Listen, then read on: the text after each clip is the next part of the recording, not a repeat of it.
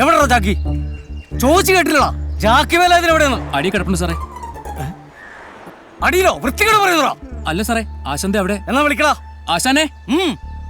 എന്താ പാടാ കിടന്ന് കൂവുന്നത്? കൂശാനെന്ന് പറഞ്ഞു. അടി കിടന്ന് പണിയുന്ന വേദന എനിക്ക് അറിയത്തുള്ളൂ, അത് നിന്ന് പണിയുന്ന അറിയത്തില്ല കേട്ടോ. ആശാനെ, പോലീസ്. ആ വണ്ടി കൊണ്ട് പോളിഷ് ചെയ്യടാ. അതല്ല ആശാനെ, പോലീസ്. പോലീസോ? അതെന്തിനാ? ഞാനതിന് വണ്ടി കൊണ്ടൊന്നും ടൗണിൽ പോയില്ലല്ലോ. ഒരാഴ്ചത്തേക്കുള്ള സാധനം ഞാൻ ബീബ്രേജിൽ നിന്ന് മേടിച്ച് ഇവിടുന്ന് അടിക്കുകയും ചെയ്തു. ആശാനെ, ആശാനെ എന്നെ പെറ്റി വരാൻ ഒരു സാധ്യതയില്ലല്ലോടാ. ആലോചിക്കാതെ ഇറങ്ങി വാ, പണിയാണെന്നാ തോന്നുന്നേ. എടാ, ഇതിന്റെ അടിയിൽ കിടന്നൊരു പണിയെ നിനക്ക് കാണാൻ വയ്യേ? നിന്റെ കണ്ണാ തന്നെ കുരുവാണോ? പോലീസ് കീലീച്ച്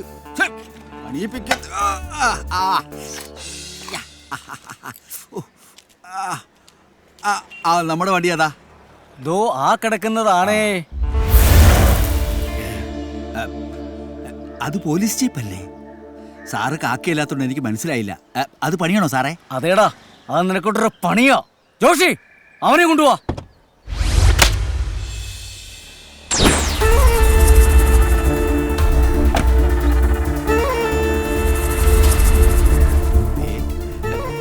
മത്തുബേബിയോ?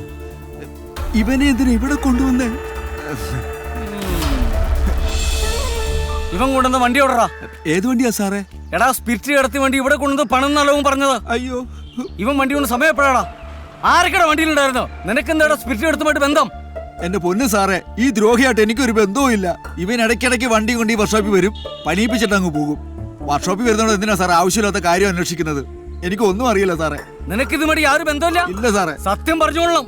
തിങ്കളാഴ്ച രാവിലെ ഒരു 11 മണി, അതാ സമയം. ഇവന്റെ കൂടെ പക്ഷേ ആരും ഇല്ലായിരുന്നു സാറേ. ദേ, ഇവന്റെ വണ്ടി വരെ പണിതിട്ടിരിക്കുക. പണിതാലോട്ട് കാശ് നിർത്തില്ല സാറേ. സാറിന് പറ്റുമെങ്കിൽ ആ പണത പൈസ ഒന്ന് മേടിച്ചു തരാമോ? പിന്നെ എന്തിനാടാ ഇവനോട് സ്പിരിറ്റ് ഇറക്കിയത്? പിന്നെ ഒരു അല്പം എനിക്ക് അവൻ മണപ്പിക്കാൻ തന്നുള്ള നേരാ. ഇടയ്ക്കിടയ്ക്ക് അവനെ എനിക്ക് മണപ്പിക്കാൻ തരുന്നതുവാ, ഞാൻ മണപ്പിക്കുകയും ചെയ്യും. അതിപ്പോ കാലിനാണെങ്കിലും സന്തോഷത്തോടു കൂടി തരുമ്പം എങ്ങനെയാ സാറേ വേണ്ടത് പറയുന്നത്? പോരാത്തതിനന്ന് 1-ാം തീയതി കൂടെ ആയിരുന്നേ. മതി മതി, ബാക്കിയൊക്കെ സ്റ്റേഷനിൽ ചെന്നു. അയ്യോ സാറേ, ചതിക്കല്ലേ, പണിയുണ്ട്.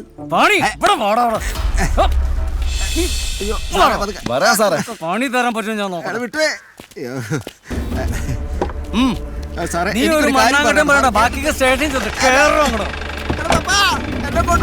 വണ്ടി വിട്.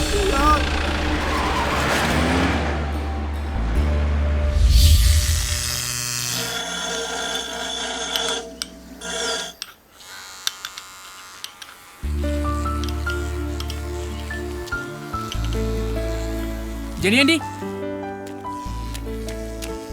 ബേബി ചാന്റെ കാര്യം അറിഞ്ഞോ? ഇല്ല. ഇല്ലേ? ലെന ഇന്ന് ക്ലാസ്സിൽ പോയില്ലേ? ഇല്ല, എൻട്രൻസ് എക്സാമിന് അപ്ലൈ ചെയ്യാൻ പോയതാ. മിട്ടു പറയാൻ വന്നത് എന്താന്ന് വെച്ചാ പറ.